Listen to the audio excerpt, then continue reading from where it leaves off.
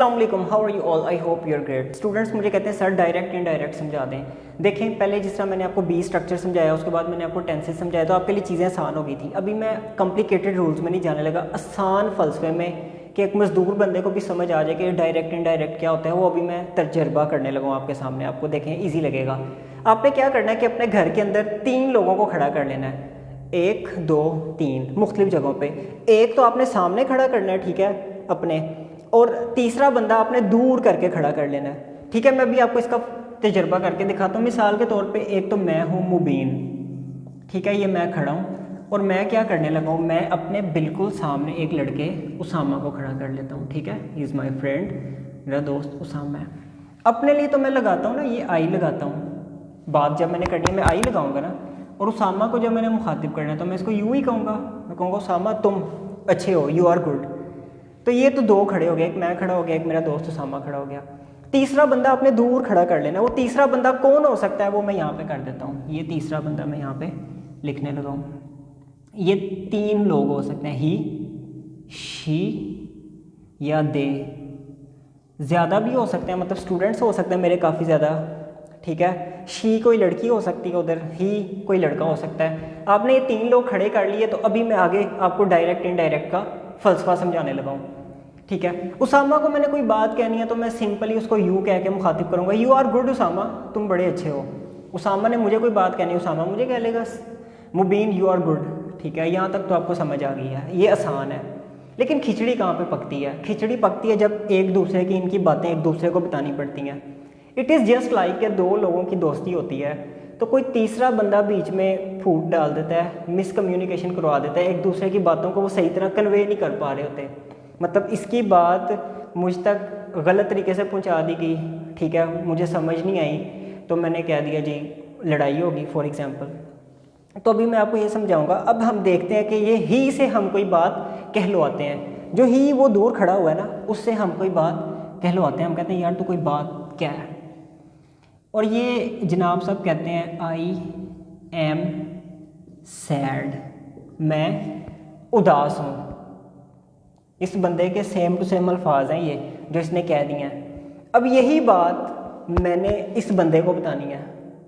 अब ये सामने खड़ा है उसामा, उसने कहा कि वो बीमार था या वो सैड था, ठीक है। अब मैं वो क्यों कह रहा हूँ, क्योंकि मैं उसकी बात बता रहा हूँ। उसामा, उसने कहा कि मैं सैड हूँ, अब मैं तो नहीं सैड, ठीक है, समझ आ रही है? यही सारी खिचड़ी है। तो अभी मैं इसकी सेम टू सेम बात यहाँ पे लिखने लगूँ, अभी आपको समझ आएगी। ही सैड, ठीक है, आई एम सैड, मैं उदास हूँ, ठीक है।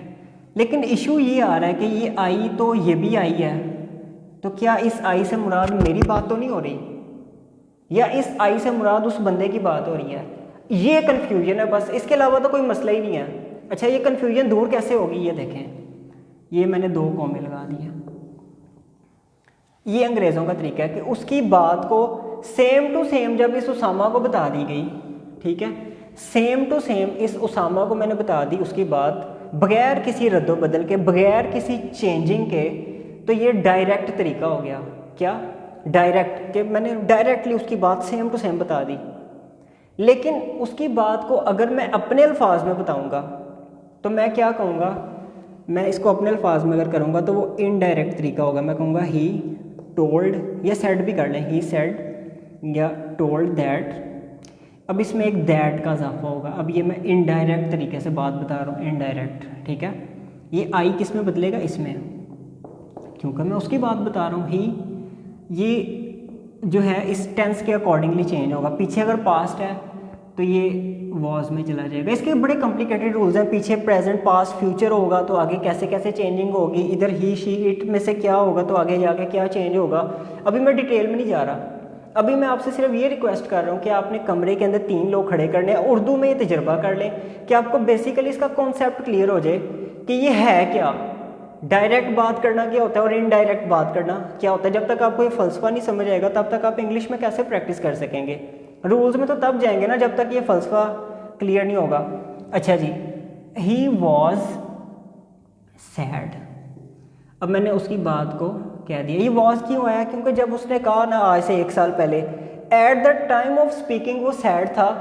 मुमकिन है कि आज की तारीख पर वो खुश हो, अभी हो सकता है उसकी जॉब लग गई हो सकता है कि उसके घर कोई बेबी हुआ हो तो बड़ा खुश है आज। लेकिन जब उसने कही थी ये बात आज से कोई 1-1.5 साल पहले, उसने कहा था कि वो उदास था, तो तब इसलिए दैट लगाने से ये इधर वॉज आ गया। बाकी इज़ भी लगा सकते हैं, लेकिन इज़ में गलत हो जाएगा, मीनिंग ही गलत चला जाएगा, तो अंग्रेज़ इसको ऐसे लिखते हैं। अंग्रेज़ यहाँ पे ब्रैकेटें भी डाल सकता था कि उसकी बात को वो इन ब्रैकेटों के साथ शो कर देता, लेकिन नहीं, अंग्रेज़ ने इन्वर्टेड कॉमर्स का सहारा लिया, वो ज़्यादा खूबसूरत लगे उसको, अंग्रेज़ को। बहरहाल, अच्छा जी, अगर मिसाल के तौर पे वहाँ पे कोई लड़की है, वो लड़की ये बात कहती है कि वो उदास है, तो फिर यहाँ पे क्या आ जाएगा? शी आ जाएगा, ठीक है। She said I am sad वैसे ही रहेगा क्योंकि लड़की बता रही है कि उदास है, तो यहाँ पे शी आ जाएगा। शी टोल्ड दैट, तो यहाँ पे भी शी आ जाएगा। She was sad. ईजी है यहाँ तक। मिसाल के तौर पे हस्बैंड कोई वाइफ को बता रहा है, तो सामने बच्चे बैठे हुए हैं, तो बच्चों ने ये बात कही है कि उदास हैं, तो बच्चे ये बात कैसे कहेंगे? पहले बच्चों की बात मैं लिखने लगूँ यहाँ पे। बच्चे अब आई नहीं लगाएंगे क्योंकि बच्चे ज़्यादा हैं, बच्चे यहाँ पे लगाएंगे वी आर सैड। मतलब बच्चे कैसे कहेंगे? बच्चे कहेंगे मोम वी आर सैड, मोम हम उदास हैं, ठीक है। अब ये किड्स की बात आ गई, किड्स दे की बात आ गई, ठीक है। किड्स सैड, किड्स ने कहा वी आर सैड। अब ये यही बात जो वाइफ है वो हस्बैंड को, या हस्बैंड वाइफ को कैसे बताएगा? किड्स टोल्ड दैट, ठीक है, दे वर सैड।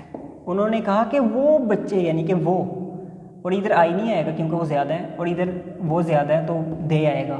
दे वर सैड, उन्होंने कहा कि वो उदास थे। तो अभी मैंने आपको कोई रूल नहीं बताया, कोई first person, second person, third person के, मैंने आपको complicated me, I, we, you, they, him, he, his, her, ये चीज़ें अभी मैं इस तरफ नहीं लेके जा रहा आपको। मैं आपसे ये रिक्वेस्ट कर रहा हूँ दोबारा कि अभी आप बंदे खड़े करके सिर्फ ये तजुर्बा कर लें, एक दफ़ा हल्के से 1-2 सेंटेंसेस बना लें। उसके बाद अगले लेक्चर्स में मैं आपको एक एक करके इसका डिटेल से इसके रूल्स वगैरह सिखा दूंगा। Thank you for watching. If you like it just share with your friends. Take care. Allah हाफिज़।